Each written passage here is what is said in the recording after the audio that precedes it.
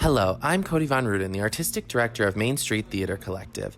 Let's continue our conversation with playwright Jared Sprowls and discover where he got his inspiration for some of the more obscure scenes. Like our first two scenes are clearly a digital birthday party and a couple in a long distance relationship, but later on we start getting into these more kind of obscure conversations among groups. Where did some of that inspiration come from? That was a very direct influence from Mark Ravenhill's play Shoot, Get Treasure, Repeat, which was a play that I directed in college at Northwestern.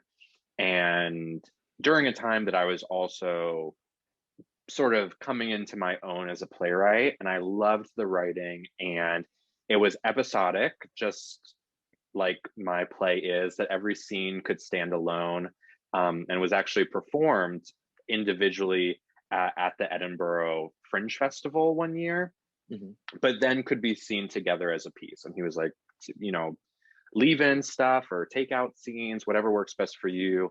And even had scenes, the way I wrote them, where characters aren't specified in the dialogue, and then it's up to a director to sort of pick and choose how many characters and who says what. And so in his work, in this play, he was looking at the ways that we talk about terror and things that we're scared of, and sort of this like case study of that. And there were these sort of post-apocalyptic, sort of like people who were completely, you couldn't tell if they were completely out of touch with reality, and yet you knew exactly what their reality was, like how they were seeing the world, whether that was the truth around them or not. And so I was obsessed with that delusion, and I think we're also living in a time of delusion. And so what does it mean when people have decided in their minds very clearly what their world looks like, whether or not that has anything to do with the truth? And so I think that's where some of those later group scenes came from. Like, these women are steadfast in their belief that nothing has changed.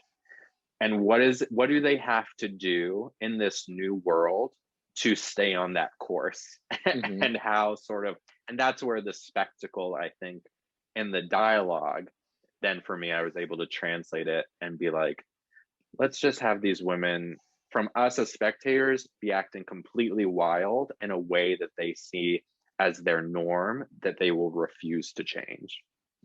Which I think works out so well, especially in scenes like Is It God and We're Leaving. I think really, really kind of show that these characters are in such a specific moment in time, in a specific viewpoint of their world, that you as a listener are able to separate it from your own world, but also are kind of able to dip your toe into what they're seeing and experiencing, and learn from it.